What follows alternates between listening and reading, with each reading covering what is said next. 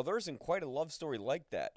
Pillion, which is named after a motorcycle, is a love story that really is one that should be a great date night film to go to if you happen to like someone of the same sex. And even if you don't, it's a very interesting love story that where Brokeback Mountain it kind of held some stuff back. This one goes full forward. Like one of the main scenes in the movie that's very telling for the main character involves well fellatio.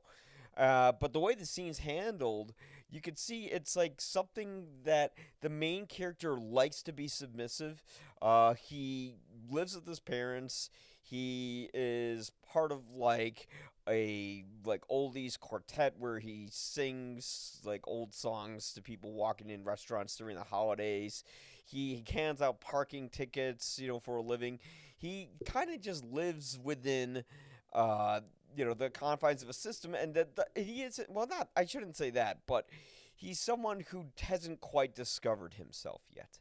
And through finding Alexander Skarsgård's character in the movie, our protagonist in the film discovers who he is in a way, but also sort of discovers that maybe he is a little too much of a pushover for other people, and he has to find his way to find his voice. However, he doesn't really quite have the transition that it sounds like when I'm explaining it.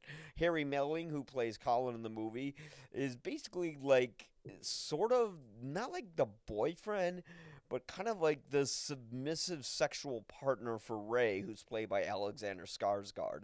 And the games that he plays with him, you question: does Ray really like Colin, or is Ray just sort of using Colin for his own pleasure? And when we kind of get around to the answers to that question, it's interesting to see how we get there, because this is a movie that treats people who wear leather as something that is normal, because it is. It's a misunderstood society.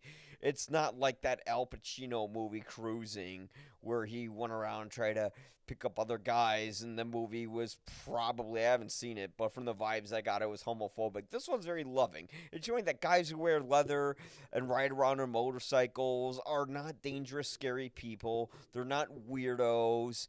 There's nothing taboo in liking to wear leather and play weird sexual games that aren't really weird. It's like everyone has their fetishes, and this one shows that there's really nothing wrong with this fetish, and it's a love story that you don't get to see very often, because often a lot of movies that have to do with LGBTQ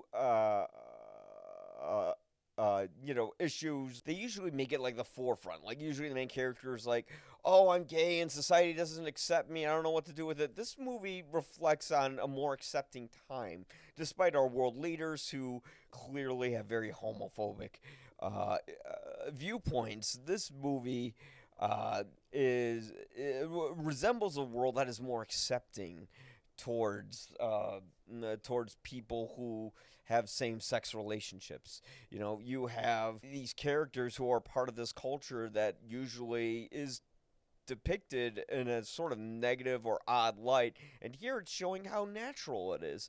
And I'd like to see more movies like that. The movie's pretty heartbreaking. It makes some significant changes from the book that it's based on, but for the best. And it's a movie that really makes us question why someone loves us, if they really love us, and where do we belong. It's quite a beautiful tale. The third act, I'm not gonna lie, it drags on for a while, and oh man, you just kind of want it to end. But outside of that, Pillion was a strong recommendation for me. I gave it 3.5 out of 4 Guinnesses, and you can find my full written review at ypareviews.com.